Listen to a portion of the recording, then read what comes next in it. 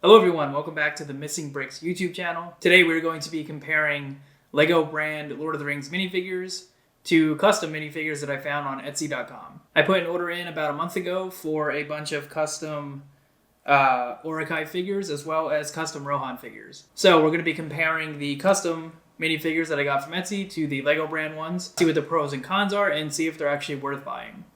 Okay, before we begin looking at the figures, I just wanted to give a shout out to Fantasy Figures UK. That is where I got all of the custom Lord of the Rings figures from. They were shipped quickly and packed really well and didn't have any issues with them. So if you're interested in picking up any of these custom figures, you can head over there on Etsy.com and check these out. Now we're going to go over the 4 orders I put in, how much they cost, and what I actually got. First up, we have an 8-pack of Orakai soldiers, all 8 of them being unique, each one having its own armor and their own weapons. Next, I got a 4-pack of Rohan infantry soldiers. Again, all 4 are unique. The third order I put in was for another set of Rohan infantry soldiers. 3 of these figures looked a lot more similar, and then it came with an archer. And then lastly, I picked up a 4-pack of Orakai orcs, which are very similar to the LEGO brand orcs that you can pick up in their Lord of the Rings sets. As far as packaging goes, I got 2 figures in a bag along with 2 stands for each. The figures came assembled, which was really nice. I've gotten custom figs before, and I've had to assemble each piece of them, which was really annoying sometimes. So it was really nice to get these figures already assembled. The only thing I had to do was clip on their weapons and their shield and put them on the base. Okay, now let's go over some of the cons I've noticed with these figures. Some of the armor on these figures is a little scratched. It's not as nice and clear as some of the LEGO counterparts. But honestly, it wasn't that big of a deal to me. It's kind of cool to have scratches on there, but I'm pretty sure they're not going for a scratched look on their armor. It's supposed to be pretty clean and clear. So depending on how you look at it, it could be a con. One of the bigger problems I noticed was a lot of excess plastic on a lot of the parts. This isn't really that big of a deal to me, it's just a little annoying to have to chip away the extra plastic. But as you can see here in these clips, there is a good amount of plastic on some of these parts. You don't really see that on LEGO pieces a lot, so I can see how people would not be happy with that. As you can see, some of it was pretty easy to chip away, but other pieces probably going to be a little bit harder to get off. So another thing that I noticed, and I'm pretty sure this happens with LEGO minifigures too, so it's not just these custom ones. The helmets were really stuck to the heads on these minifigures. I've had this happen with LEGO minifigures too, like I said, but these were really stuck. I had a really hard time getting them off. So eventually I just used this method that I found online. All you have to do is put a paper towel on the nub for the head, put the head on with the helmet, and then the head should be able to stay attached to the body while you pull the helmet off. And this is a really easy way to fix this problem. Okay, one of the last things I'm going to talk about that might be considered an issue for some people, the weapons that came with the custom minifigures do not clip into the hands as well as on a LEGO minifigure. I'm pretty sure this is the actual hand of the minifigure that's the problem, not the actual weapon. But here's an example of what I mean. The first clip is going to be a LEGO minifigure with the weapon clicking in.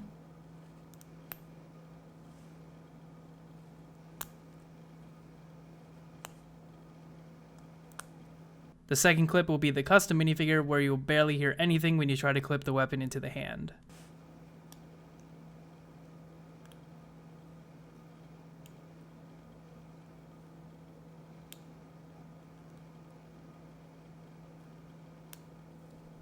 Okay, now let's go over all the things I liked about these minifigures. I really like all the armor and helmets that came with them. I love all the detailing on the Rohan soldiers' armor as well as the helmets. I like the leg armor that comes on some of the Rohan figures, and even the half armor is really nice as well.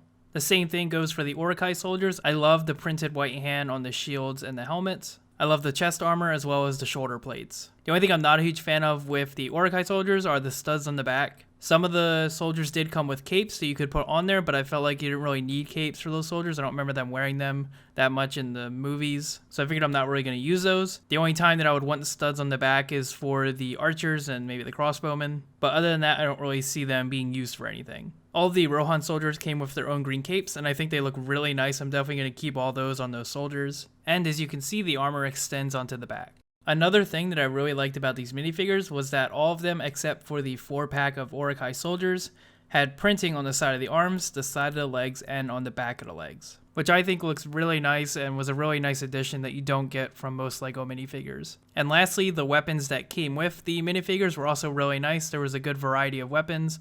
They all looked really nice, and they were all accurate to what they would use in the movies. Okay, last thing we're going to do here is we're going to take a look at the LEGO brand minifigures and the Etsy brand minifigures side by side, so you guys can see exactly what the differences are. To tell them apart, all the Etsy figures will be on the black stand, and all the LEGO figures will be standing on the table.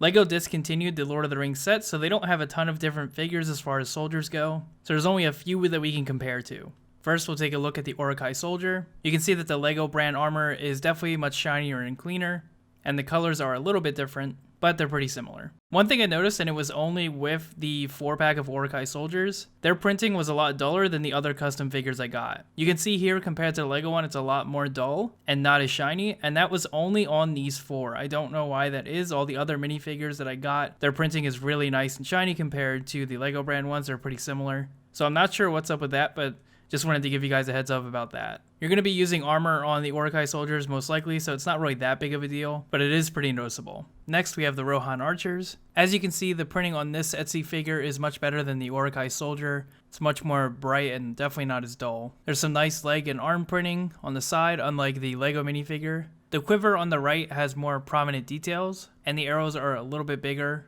And then I do prefer the helmet and the bow on the Etsy figure over the LEGO one. Alright, and last up, we're going to check out the Uruk-hai Berserker. I definitely prefer the one on the right, especially with all the nice printing on it. It has printing on the arms. The helmet is a lot better than the standard face print that they have on the LEGO minifigure. There's some nice printing on the back with the white hands. And the double printed head is a nice addition as well. Okay, so the last thing I want to talk about is, are these figures worth picking up, or should you just stick with the LEGO ones? Personally, I would take the custom figures that I ordered over the LEGO ones any day. I really like the extra accessories that you get. You get a lot of variety with the minifigures that you can't get from LEGO because they discontinued those. So I think overall it's just a much better buy. Not to mention that the LEGO Lord of the Rings figures are really expensive compared to some custom ones that you can get. And keep in mind that I am only talking about the shop that I ordered from on Etsy. This is the only shop that I've tried so far, but I am really happy with what I got. I think the value is really there, and all the minifigures I got I was really happy with. There are a few little things that people might not like about the figures, like the SX plastic or the dull printing on some of them, but for me personally, that wasn't too much of an issue. Okay, so I do hope you found this video helpful if you were interested in picking up any custom minifigures from Etsy. If you did like this video, feel free to leave a like down below, and comment down below and let me know if you've ever picked up your own custom LEGO Lord of the Rings minifigures. Let me know where you got them from and if you like them. I thank you very much for watching, and I'll see you in the next video.